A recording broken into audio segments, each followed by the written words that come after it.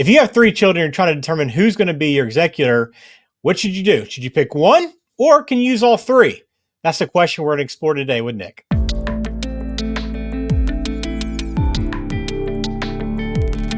Welcome into Complete Estate Planning. Glad to have you here on the show. If you haven't subscribed to us on YouTube, please do that. We appreciate that support. Also, like the video as well. Today's question, Nick, we're going to get into a little bit. It's probably one that you probably see quite a bit with families, but here it is. I have three adult children. Don't want to hurt anyone's feelings by choosing one over the other to be the executor. Is it a good idea to name all of them together, or should I pick just one? So I think a lot of what we discuss about, Nick, is about fairness and equality. This is another one of those questions. Yeah. Well, so first off, for anyone sitting there who's very logical, very left brain, and is rolling their eyes saying, who cares about hurting feelings? Just get the job done. You would be surprised how important the feelings can be.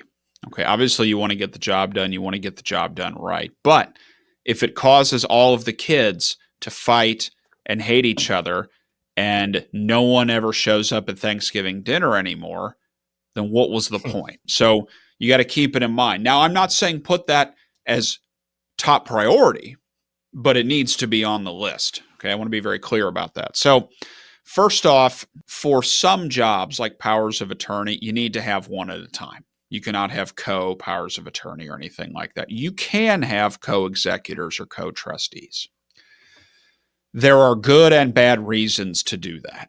So good reasons would be if you're really worried about fighting, if you're worried about, one of them saying, if you're worried that whoever's in charge, the other ones are just going to harass them and accuse them of stealing and funny business, whether they do or not, just the fact that they're not in charge will start a fight.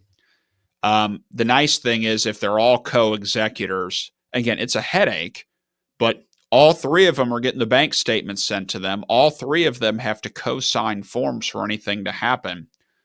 So no one is and no one can pull the wool over someone else's eyes. So even if we're not worried about funny business, it is something where it's like, there's no way they could be running around on me because I have to sign off on it. So sometimes it is a keep the peace measure. Now, I've had people say, I just don't want to pick a favorite. Well, the one that makes people upset and picks favorites is the inheritance. Okay, executor is a job. I think you're looking at it backwards. Like the person you don't pick should be the happy one. The person who you do pick is the one who's going to get their feelings hurt. So it's kind of the compliment and the insult at the same time. Hey, I trust you. Here's work to do. So I tell people that, and then they realize, it's one thing to say, I don't want to disinherit any of the kids. I want all the kids to get equal inheritance. Sure. Do that. And if you disinherit one of the kids, there will be hurt feelings. But that's not the same as giving a job to someone. Okay, so you got to put what you're doing here in the right context. You are giving a job. You must pick someone who can do the job. So if you have someone who can't do the job, don't give them the job that they will fail and screw up just so you don't hurt their feelings. Get the job done. You are assigning a job. You are not assigning money. Okay, the equality is for the inheritance plan. Secondarily, I will say some people think that if I make it a team effort for executor, they can divide and conquer. It'll make it easier. Usually not true. Usually it is like remember those sackcloth races at, the carnival or whatever, where my right leg and your left leg go in the bag and we got to kind of hop so we're stuck together at the hip. No one's running faster. And a lot of times, even if the will says any of these guys can do things independently, it doesn't matter. The bank doesn't care. The bank's not going to release the money unless all the executors co-sign. They're not running the risk of one person signing it and then someone else calling tomorrow and says, I didn't sign this, void the transaction. So it doesn't matter what the document says, unfortunately. The bank's not going to get burned. So if you are wanting to do this from a standpoint of hurt feelings, you obviously know the kids, the listener who sent the question, they know the family dynamic more than I do, but I would be really, really careful that we're putting this in the right context of hurt feelings. You're assigning jobs. This is not to give money. So, and then also, the more hands in the cookie jar, the more difficult it becomes. So do you want 2 people to have to go to the bank and take off work at the same time, or 3 to all go sign on the form? Or do you just want the handler to handle it? So, and again, there's reasons to do it. I've done it, but you got to be really, really careful and make sure you're putting it in the right context. Get the job done, number one. And if we can get the job done while keeping the peace, that I call that a win-win. But yeah, you got to put it in the right context. I think the one you should worry about, as I already mentioned, with hurt feelings, is someone getting more or less inheritance than someone else. But as far as being the executor, I'll be honest with you. If my dad didn't, if my family does not pick me to be executor, it will not hurt my feelings. I will be happy. I will say thank you. Okay. So you seem like an obvious choice though, Nick. Got to break it to you. Yeah. I know at least a couple extended family members who have put me on. Now I have told them personally, I will be a trustee of your trust, but I am not slogging, your will or your probate case. So if you are going to put a job on me, you will at least set me up for success.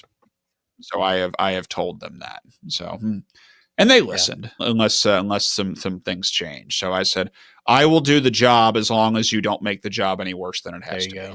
But when you're the lawyer in the family, you kind of accept it. Yeah. There's no getting around it. Well, that's what a good estate planning attorney is supposed to do, right? Is set everyone else up to be in a better position, right? And to make it easy for those people that are inheriting or who are involved in the estate later on. So it's a great question, and I think kind of provides a little guidance on kind of which direction to head. But again, if you want to talk about it with Nick, you can do so at CincinnatiEstatePlan.com. Log on there. You'll find the button there to schedule a meeting with Nick, but you'll also find a lot of other good information, not only just these videos, which we cover a wide range of topics and issues and scenarios that you might face, but also there's a lot of guides in there as well, just to help you understand estate planning, especially in Ohio, a little bit better. All right, great question. Thanks for the breakdown, Nick, as always. Let's do it again soon. Yeah, appreciate it. And then all of our listeners, we love it when you send in these questions. So please keep doing them. They're great. We love them, and we get a lot of them. But if you send them in, that gives us good things to answer on the show. So we appreciate it. Thank you. Keep them coming. Are you feeling overwhelmed by estate planning? The process can seem complex, but it doesn't have to be. The Rosenbauer Law Office is dedicated to helping you protect what matters most: your family, your assets, and your peace of mind. Nick and the team will guide you through every step of the process, making sure you feel confident and informed along the way. Take the first step toward peace of mind today. Schedule an introductory call by clicking the link in the description of today's show.